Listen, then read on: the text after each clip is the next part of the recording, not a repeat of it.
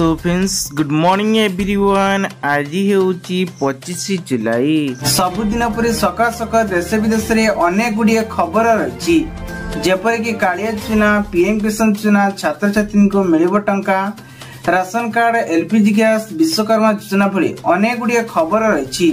प्रतिदिन देश विदेश रे खबर देखिया पई आम चैनल को न करे चैनल को सब्सक्राइब कर रखंतु, पाखरस्थ बेल आइकन से ऑल बटन को प्रेस करनतु जाफर कि नुआ नुआ अपडेट आपण माने सर्वप्रथम देखि परिबे। चलंतु दर्शक बंधु आज सकाळ रे न्यूज ऊपर नजर पकेबा। दर्शक बंधु प्रथम खबर आसिला पानीपाकनी बड़ खबर। सूचना अनुसार सक्रिय करूची एबे ओडिसा रे लघुचाप, स्थानीय रे एबे किछि जिल्ला रे हल्का हल्का वर्षा रहिछि। तेबे आसंता 24 घंटा माध्यम रे 12टी जिला को नि एलर्ट जारी करा जायछि। जिला गुड़िक होची बालेश्वर, भद्रक, केउंझर, मयूरभंज, सुंदरगढ़ जिले में भीषण वर्षा होई पारे। सेहीपरि प्रबल वर्षा को जारी करिथिबा जिला गुड़िक रही जाजपुर, ढेंकानाल, अनुगुल, देवगढ़, संबलपुर, झारसुगुड़ा और बरगढ़ जिला को एलर्ट जारी करा जायछि। परवर्ती खबर आसिला बड़ खबर। राशन कार्ड धारी खाउटिया अधिकारी कले बड़ घोषणा। सूचना अनुसार सामिल हेबे योग्य हितकारी। राशन कार्ड पाइबे 6 लाख नुआ हितकारी। एने विधानसभा रे उठिछि एबे दादी। वर्तमान पाखापाखि 96 परिवार को प्राय 3 कोटी 35 लोकं को राशन कार्ड सुविधा पाउचंती। एमानक मध्यरु योग्य हितकारी को एबे चिन्हट होई सारिछि, जहाकु नै सेमानक नाम एबे हटा जिवो। परवर्ती खबर आसिला अर्थमंत्री कले बड़ घोषणा। सूचना अनुसार समस्त को मिलिबो मागणा बिजुली छाड़ बुली हेबो। इलेक्ट्रिक बिल सेनी 2024-2025 रे साधारण बजेट को नहीं करुथिबा लोकमानक एबे ऊपर बेसी फोकस करिसंती। तेबे स्कीम रे अर्थमंत्री सीतारमण जहाँ देश रे प्राय 1 कोटी घर को सीधासख लाभ पाइयो बोली कहिसंती। ते प्रति मासरे 300 यूनिट मागणा मिलियो बोली घोषणा होइतिला। परवर्ती खबर आसिला 2 चकिया गाड़ी को नि एबे आरटीओ रे आसी बड़ खबर।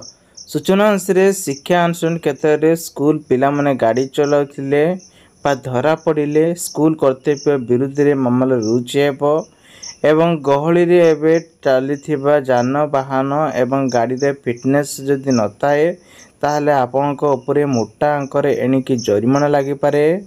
परवर्ती खबर आसिला एससी एसटी विभाग पक्षर नियुक्ति सुजोग आसेछि। ए नियुक्ति जुलाई 30 रे आवेदन अंतिम शेष तारीख रही। एससी एसटी आरटीआई रे आपण माने योगदान करि परिबे। आपणक बयस 35 ने आपण माने 60 वर्ष माध्यम रे एतिरे आवेदन करि परिबे। मासकु आपणकर सैलरी रहउची 75,000 टंका रहउची। परवर्ती खबर आसला रेल मंत्री अश्विनी वैष्णव कहिसंती जे 2014 मसियारू रेलवे बा पंजीकृत व्यय निवेशन प्राय 35 कोटी टंका एबे रहिथिला। वर्तमान यह वृद्धि पाई 2.26 लाख कोटी टंका रे पइछि। यह रेलवे पाई रेकर्ड पंजीकृत व्यय भाव रेकर्ड करा जायछि। एथिपाई प्रधानमंत्री एवं अर्थमंत्री कृतज्ञता जणाइछंती रेल मंत्री अश्विनी वैष्णव को। परवर्ती खबर आसिला केंद्र सरकार आनिले बड़ योजना। सरकार एबे एई योजना रे पिला मानक पाठ पढ़िया पई मिलिबो 6 लाख टंका। एई योजना नाम होजी प्रधानमंत्री विद्यालय लक्ष्मी शिक्षा ऋण योजना। तेबे ई योजना रे प्रति छात्र छात्री को नहीं आवेदन कले 50,000 टंका नहीं 6 लाख टंका पर्यंत लोन नहीं पारिबे। एथिपाई छात्र छात्री माने 10.5% रु 12.25 सुध आकार रे प्रदान करबाकू हेबो। परवर्ती खबर आसिला आशा अंगनवाड़ी कर्मी को 10 लाख टंका बीमा सहित निष्पत्ति नेले राज्य सरकार। सूचना अनुसार आशा स्वेच्छासेवी एवं अंगनवाड़ी कर्मी को दुर्घटना रे मृत्यु हेले 10 लाख टंका बीमा सहित 5 लाख टंकार बीमा देबाकू नहीं गुरुत्वपूर्ण निष्पत्ति नियाइतिला। सेहिभଳି मुख्यमंत्री मोहन माझी एहाकू नहीं एक बड़ गुरुत्वपूर्ण बैठक पर घोषणा करिसेंती। परवर्ती खबर आसिला खाता को आसीबो 18,000 टंका। सूचना अनुसार योग्यता महिला मानक खाता को आसीबो एबे 18,000 टंका। ଏହାକୁ ନେଇ ଏବେ କେନ୍ଦ୍ର ସରକାର ଯେଉଁ ଘୋଷଣା କରିଥିବା 18 ଜଣ କେବଳ SC ST OBC ମାନଙ୍କୁ ମିଳିବ। ଯେଉଁ ମହିଳାଙ୍କର 85 ବର୍ଷ ନେଇ 60 ବର୍ଷ ହୋଇଥିବ ସେମାନଙ୍କୁ 18,000 ଟଙ୍କା ପାଇପାରିବେ।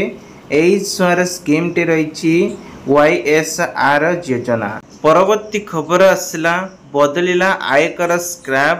ସୂଚନା ଅନୁସାରେ ଏବେ ଅର୍ଥମନ୍ତ୍ରୀ ସୀତାରମଣ ତାଙ୍କ ବଜେଟ୍ ଭାଷଣରେ ବଡ଼ ଘୋଷଣା କରିଛନ୍ତି। ଅର୍ଥମନ୍ତ୍ରୀ ସୀତାରମଣ ଆୟକର ବ୍ୟବସ୍ଥାକୁ ନେଇ ଆପଣମାନେ ଥିବା ବ୍ୟକ୍ତିଙ୍କର ଏବେ ଷ୍ଟାଣ୍ଡାର୍ଡ ଏବଂ ଡିଡକ୍ସନଙ୍କର 50,000ରୁ ନେଇ 75,000କୁ ବଢ଼ାଇ ଦେଇଛନ୍ତି।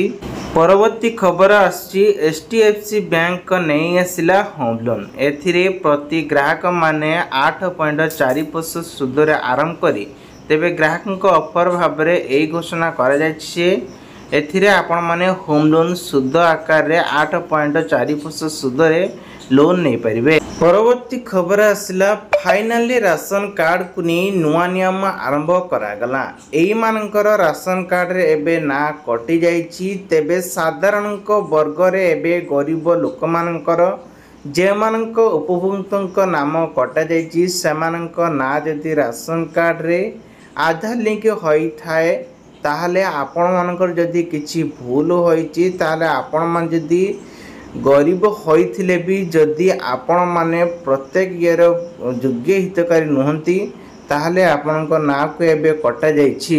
ପରବର୍ତ୍ତୀ ଖବର ଆସିଲା ମାଗଣା ବିଜୁଳିକୁ ନେଇ ବଡ଼ ଘୋଷଣା। ସୂଚନା ଅନୁସାରେ କେନ୍ଦ୍ର ଅର୍ଥମନ୍ତ୍ରୀ ସୀତାରମଣ ମୋଦି ସରକାର ଓ 3 ପଏଣ୍ଟର ପ୍ରଥମ ବଜେଟରେ ଏବେ ଉପସ୍ଥାପନ କରିଛନ୍ତି। ଏହି ବଜେଟ ଗରିବ ଲୋକମାନଙ୍କ ପାଇଁ ସ୍ୱତନ୍ତ୍ର ବିବେଚନା କରାଯାଉଛି କାରଣ ଗରିବଙ୍କ ପାଇଁ ଅନେକ ଯୋଜନା ଅନ୍ତର୍ଭୁକ୍ତ ରହିଛି। ସେହିପରି ବଜେଟରେ ଏବେ ଗରିବ ଲୋକମାନଙ୍କୁ ସ୍ଥାୟୀଥନ କରିବା ପାଇଁ ପ୍ରଧାନମନ୍ତ୍ରୀ ଗରିବ କଲ୍ୟାଣ ଅନ୍ନ ଯୋଜନାକୁ ନେଇ 5 ବର୍ଷ ବୃଦ୍ଧି କରିବାକୁ ନିଷ୍ପତ୍ତି ମଧ୍ୟ ନିଆଯାଇଛି। ପରବର୍ତ୍ତୀ ଖବର ଆସିଲା ଚାଷୀ ଭାଇମାନଙ୍କ ପାଇଁ ଖୁସି ଖବର। କିଷାନ କ୍ରେଡିଟ୍ ଥିଲେ ଏବେ ସ୍ୱଳ୍ପ ଧରଣରେ ଲୋନ୍ ନେଇପାରିବେ। ଏହି ଯୋଜନା ଅଧୀନରେ କୃଷକମାନେ 4% ସୁଧ ହାରରେ 3 ଲକ୍ଷ ଟଙ୍କା ପର୍ଯ୍ୟନ୍ତ ଋଣ ପାଆନ୍ତି। କୃଷକକୁ ନେଇ ଏବେ ସାରା ଦେଶରେ ଠିକ୍ ସମୟରେ ଠିକ୍ ଋଣ ସୁଝିଦେଲେ କିଷାନ କ୍ରେଡିଟ୍ କାର୍ଡରେ ଆପଣମାନେ 10 ଲକ୍ଷ ଟଙ୍କା ପର୍ଯ୍ୟନ୍ତ ଜଣେ ଚାଷୀ ଲୋନ୍ ନେଇପାରିବ। ପରବର୍ତ୍ତୀ ଖବର ଆସିଲା ଜିଓ ଗ୍ରାହକମାନଙ୍କ ପାଇଁ ବଡ଼ ଖବର। ଦେଶରେ ସର୍ବୋତ୍ତମ ଟେଲି କମ୍ପାନୀ ରିଲାଏନ୍ସ ଜିଓ ଗ୍ରାହକମାନଙ୍କ ପାଇଁ ପୁଣି ବଡ଼ ଖବର ଦେଇଛନ୍ତି। ଏଣିକି ଆପଣମାନେ ମଧ୍ୟ ରିଚାର୍ଜ କରିପାରିବେ 349 ଟଙ୍କାରେ। ଏହି ପ୍ଲାନ୍ ରହିଛି ଉପଭୋକ୍ତାଙ୍କ ପାଇଁ 28ରୁ ନେଇ 30 ଦିନ ପାଇଁ ଭ୍ୟାଲିଡିଟି ରହିଛି। ପରବର୍ତ୍ତୀ ଖବର ଆସିଲା LPG ସିଲିଣ୍ଡର ଗ୍ୟାସ୍କୁ ନେଇ ବଡ଼ ଖବର। ଆଉ କିଣିବାକୁ ପଡ଼ିବନି LPG ଗ୍ୟାସ୍ ସିଲିଣ୍ଡର। ବର୍ତ୍ତମାନ ସମୟରେ ଏବେ ନୂଆ ପଞ୍ଜୀକରଣ କରିଥିଲେ ସେମାନଙ୍କୁ ଏବେ ମାଗଣାରେ ଯୋଗାଇ ଦେଉଛନ୍ତି। କହିବାକୁ ଗଲେ ଘରେ ଗ୍ୟାସ୍ ଉପରେ ଯୋଗାଇ ଦେଉଥିବା ଗୋଟିଏ ବର୍ଷରେ ପ୍ରାୟ 1 ଲକ୍ଷରୁ ଅଧିକ କନେକ୍ସନ୍ ଯୋଗାଇ ଦିଆଯାଉଛି ମାଗଣାରେ। ଲୋକମାନେ ଏହି ମିଶନ ଅଞ୍ଚଳରେ ଏବେ ହୋଇପାରିବେ ମାଗଣା କନେକ୍ସନ୍। ପରବର୍ତ୍ତୀ ଖବର ଆସିଲା PM ଆବାସ ଯୋଜନାକୁ ନେଇ ଆପ୍ଲାଏରେ 4 ମାସ ଭିତରେ ଆସିବ ଟଙ୍କା। ସୂଚନା ଅନୁସାରେ ଘର ପାଇଁ ମିଳିବ 1 ଲକ୍ଷ ଟଙ୍କା।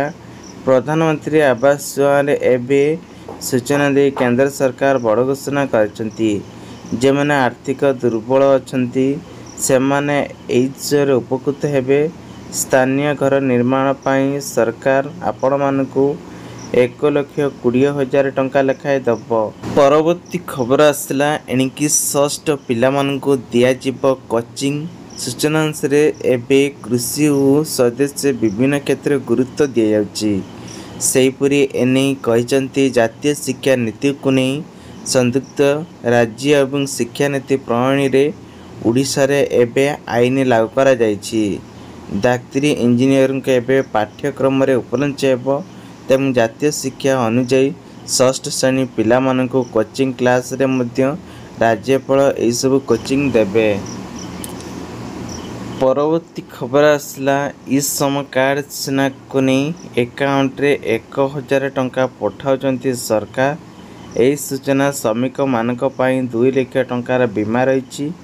एवं जो मैंने अप्लाई करती भारतीय निगम को दुर्बल करने सहित राज्य सरकार एवं केंद्र सरकार सबू गरीब हितैषी गोटे गोटे योजना बाहर करुछंती।